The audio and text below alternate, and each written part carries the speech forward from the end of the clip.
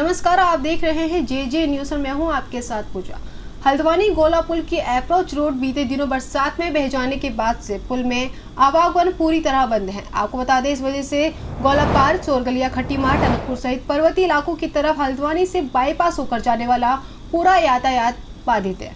कांग्रेस और अन्य सामाजिक संगठन 2 बार प्रशासन को पुल को जल्द खोले जाने और वैकल्पिक मार्ग बनाए जाने की मांग को लेकर ज्ञापन दे चुके हैं। बावजूद इसके अभी भी पुल का स्थलीय निरीक्षण ही हो रहा है। बता दें, इसको लेकर कांग्रेस ने गोलापार गोला पुल के पास चौराहे में विशाल धरना प्रदर्शन शुरू कर दिया।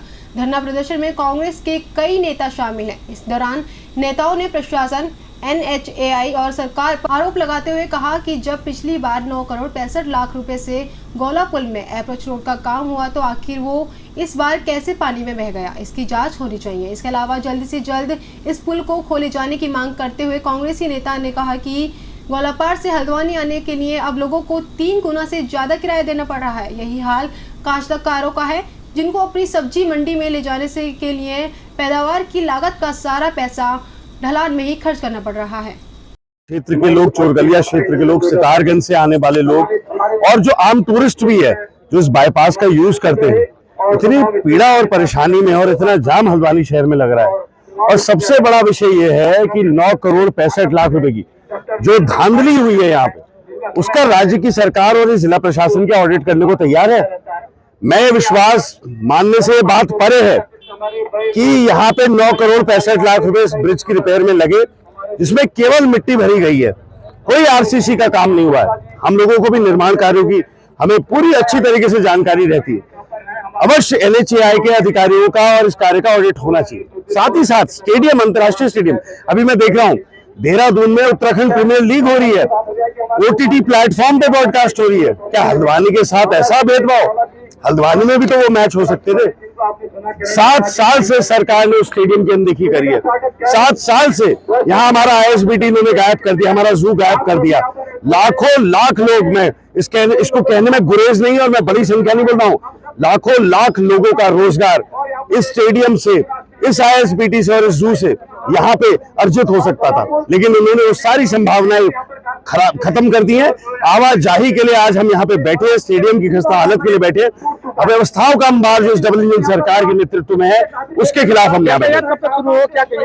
नहीं, देखिए, हम लोगों की डिमांड है तुरंत इस पे कार्य शुरू हो और इस बारी अलग एजेंसी के माध्यम से NHAI ना करे ये काम और एक एजेंसी उसकी मॉनिटरिंग करे, चीफ सेक्रेटरी मैडम उसकी मॉनिटरिंग करे, मुख्यमंत्री जी मॉनिटरिंग करे। उनकी मॉनिटरिंग में ये कार्य होना चाहिए, क्योंकि हम इन अधिकारियों पे जो विश्वास यहाँ की जनता का वो उठ चुका है, इस प्रशासन शासन से विश्वास उठ चुका है। देखिए, निरंतर कांग्रेस मांग उठाती आ रही है। अगर आप अभी 1-1.5 महीने पहले का प्रकरण देखें विधानसभा का, पूरे प्रदेश में आपदा से सैकड़ों पुल, सैकड़ों सड़कें, पेयजल की लाइनें, बिजली की आपूर्ति पूर्णतः ध्वस्त हुई। और विधानसभा में जब नियम 310 में चर्चा की मांग हुई तो उसको नकार दिया गया। बमुश्किल नियम 58 में उस चर्चा को मात्र आधे घंटे के लिए स्वीकार किया गया। और आज हम स्वयं, आप देख रहे होंगे कि कुमाऊं की लाइफलाइन है ये गोला का पुल।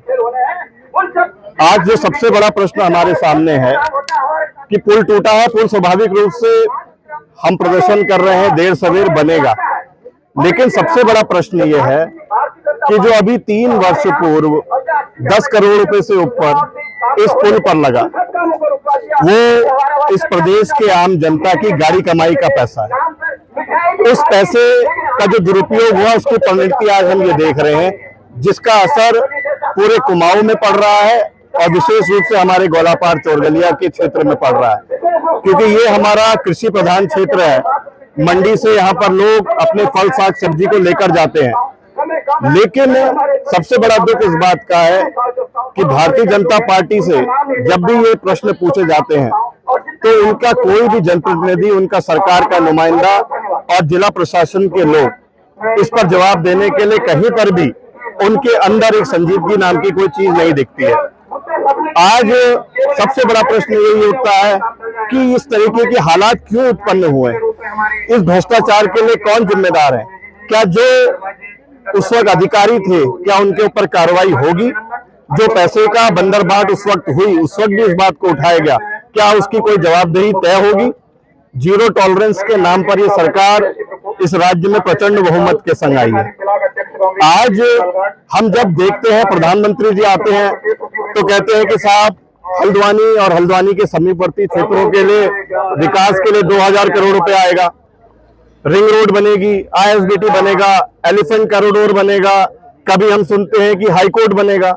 लेकिन वास्तविकता यह है इस सरकार की आज जो स्थिति है कि ये गोला पुल और जो यहाँ की सड़कें हैं उसके गड्ढे भरने तक के इनके पास कुव्वत नहीं है और बड़ा दुर्भाग्य है। मेरा यही निवेदन है विशेष रूप से गोलापार चोरगलिया के भी उस महान जनमानस का जिन्होंने लोकसभा में और विधानसभा में भारतीय जनता पार्टी को वोट किया है कि एक बार मनन और विश्लेषण करें कि कौन सुख दुख में उनकी लड़ाई को लड़ रहा है। आवश्यकता है कि जनता के बीच खड़े चुने जो हमारे नुमाइंदे हैं उनका समर्थन करने की, और कांग्रेस का कार्यकर्ता पूरी ताकत से जनता के साथ खड़ा है और हम इस संघर्ष को उस दिन तक जारी करेंगे जब तक कि हमारी जो आवश्यकताएं हैं जिसको लेकर आज हमने धरना प्रदर्शन किया है वो पूरी नहीं। क्योंकि यहाँ के बच्चों को ट्यूशन जाने के लिए हल्द्वानी जाना पड़ता है, किसानों को अपनी सब्जी बेचने के लिए जो है कृषि मंडी जाना पड़ता है। जितने भी लोग हैं, बुजुर्ग लोग हैं, क्योंकि मैं ट्रेन में रहता हूँ, मेरी ग्राम सभा लोग कैसे जाएंगे, मुझे ये समस्या आ रही है। क्योंकि हमारा गोलापुर कम से कम 2000 की आबादी को बहुत बड़ा नुकसान हुआ है, बहुत बड़ी हानि हुई है। टेम्पो का किराया बढ़ गया है, लोगों की आम जिंदगी कैसे गुजर बसर कर रहे हैं, बहुत बड़ी मुश्किल से गुजर बसर कर रहे हैं। देखिए गोलापार चोरगलिया के क्षेत्र के महान जनता ने 2014 में वोट दिया, बदले में प्राधिकरण मिला, प्राधिकरण लगा दिया। 2019 में वोट दिया बीजेपी को, उसके जगह जो है आवारा पशुओं और हमारे बेसहारा पशु छोड़ दिए, जिससे किसानों को दिन भर खेत में काम कर रहे हैं, रात को किसानी कर रहे हैं। 2024 में वोट दिया तो पुल ही धराशायी हो गया। मतलब अगर काठगोदाम का पुल अगर नहीं होता तो गोलापार के लिए काला पानी हो जाता। मैं कहना चाहता हूँ आज गौमाता से पूरा गोलापार त्रैमाम कर रहा है। बैलों को पकड़ने के लिए तो 12,000 रुपए मिलेंगे और गौ माता को जो है पकड़ने के लिए लावारिस छोड़ देगा। 25 करोड़ देवी देवता गौ माता में वास करते हैं। मैं गौ माता से कहना चाहता हूँ कि हे गौ माता, एक दिन सब ने जाना है इस पृथ्वी से, क्योंकि धरती पकड़ सिंह कोई नहीं रहा। जब मरने के बाद बैतरनी नदी आप तराओगे ना तो वहाँ पर जो है भाजपा के लोगों को मत कराना। यहाँ पर आने का हमारा उद्देश्य 2 वायदे हमने गोलापार की जनता से किए हैं कि आज हम सुमित भाई के और विधानसभा अध्यक्ष गोविंद हल्द्वानी के विधायक सुनील धनदेव जी के नेतृत्व में, पूर्व विधानसभा अध्यक्ष गोविंद सिंह कुंजवाल जी के नेतृत्व में, हमारे पूर्व विधायक संजीव आर्या जी, पूर्व कैबिनेट मंत्री हरीश दुर्गा पाल जी के नेतृत्व में और जिला अध्यक्ष राहुल चुनवाल जी के नेतृत्व में यहाँ से पैदल जाएंगे। इसका उद्घाटन आज जो है सुनील धनदेव जी करेंगे, ताकि आने जाने में कोई दिक्कत ना हो और बेपहिया वाहन और पैदल यहाँ से जाने की अनुमति शासन प्रशासन दे, मुख्यमंत्री जी से दे। इसके अलावा अगर ऐसा नहीं करते हैं तो इसके लिए उग्र आंदोलन होगा, तो फिर जो है सड़कों पर यहाँ गोलापार चोरगलिया की जनता आएगी। इसके अलावा तीनों विधानसभाओं से लालकुआ, कालाडूंगी, हल्द्वानी से विधानसभा से आए हुए सारे लोगों का हम यहाँ पर धन्यवाद करते हैं। क्या भाजपा पर तो भरोसा रह नहीं गया। रही बात अधिकारियों की, वो खरबूजे को देखो, खरबूजा ऐसा रंग बदल रहा है कि उनको जनता की समस्याओं के बजाय टूटी सड़कें, उखड़े पुल, डेंगू, सांड घूम रहे हैं, उनके बजाय उनको वो गोद में ले लेकर के भारतीय जनता पार्टी के नेताओं को पूरे गली गली मोहल्ले घूम रहे हैं, उनकी तैयारी करा रहे हैं। असल में भारतीय जनता पार्टी ऐसी बारात बन गई है ना, ऐसी शादी बन गई है जिसमें ना दूल्हा है, ना दुल्हन है, ना बारात है, ना पंडाल है, ना पंडित जी है, कोई नहीं है। बस पूरे शहर भर में सामियाना लगा कर बारात की तैयारी की जा रही है। मुख्य उद्देश्य देखो, हम तो जनता के साथ कांग्रेस रही है। इस देश को आज़ाद कराने का दर्द कांग्रेस को है, तो जनता के दर्द भी पहले कांग्रेस को ही होता है।